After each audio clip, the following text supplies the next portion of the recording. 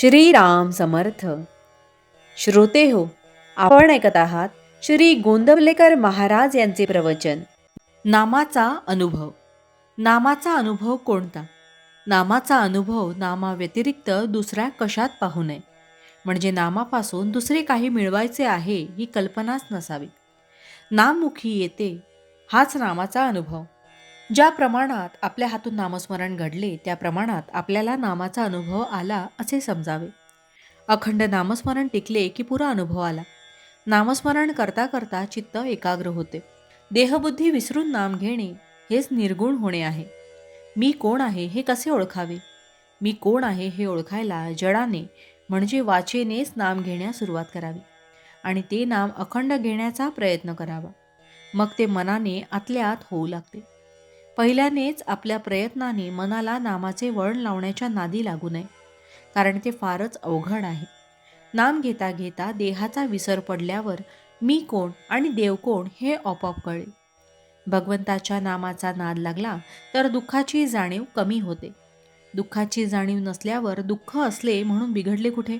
काळोख्या रात्री जशी काठी आधार असते तसे संसारात नाम आहे. खाच खळगे काठीच्या योगाने टाळता येतात. तसे मोह लोभ इत्यादी संसारातल्या अडचणी नामाने समजतात आणि दूर करता येतात. विस्तवाजवळ तूप ठेवले की ते वितळते, तसे नामाची शेगडी ठेवली की अभिमान वितळलाच पाहिजे. हाच नामाचा अनुभव. पण लोक नामाबद्दल ऐकूनच घेत नाहीत.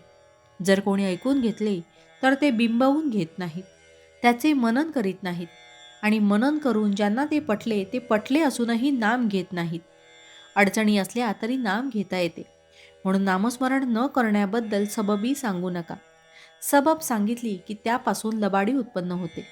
लबाडीतून आळस उत्पन्न होतो आणि आळसाने सर्वनाश होतो. आपण रोज उठल्यावर भगवंताचे स्मरण करण्याचा नियम ठेवावा. स्नान वगैरे गोष्टी झाल्या तर कराव्याच, पण त्याच्या वाचून अडून बसू नये. भगवंताचे स्मरण हे मुख्य आहे. अखंड नामस्मरण ठेवायला सोवळ्या ओवळ्याचे बंधन नाही. अखंड स्मरण सोहळे आहे. उपासना कोणतीही असली तरी नामाशिवाय ती पचनी पडत नाही. महत्त्व नामाला आहे. निरनिराळ्या देशातले अन्न निरनिराळे असू शकते, पण ते पचवण्याकरिता लागणारे पाणी इथून तिथून सर्व सारखेच. पाण्याशिवाय कोणतेही अन्न पचणार नाही. त्याप्रमाणे उपासनारूपी अन्नाला पचवण्यासाठी नामरूपी पाण्याची जरुरी आहे. म्हणून नामाला महत्त्व देऊन ते सतत घेण्याचा अभ्यास करावा. कसाही प्रसंग आला तरी नामस्मरण सोडू नका. त्यातून परमात्मा हात देईल. भावार्थ. नाम घ्यायला स्वतःचीच आडकाठी असते. ही दूर केली तर नामाचा अनुभव आल्या वाचून राहणार नाही. जानकी जीवन स्मरण जय जय राम. महारुद्र हनुमान की जय. समर्थ रामदास स्वामी महाराज की जय. सब संतन की जय. श्री अनंत कोटी ब्रह्मांड नायक राजाधिराज सच्चिदानंद सद्गुरु श्री ब्रह्मचैतन्य महाराज की जय. जय जय रघुवीर समर्थ. आता आपण 13 वेळा नामस्मरण करूया.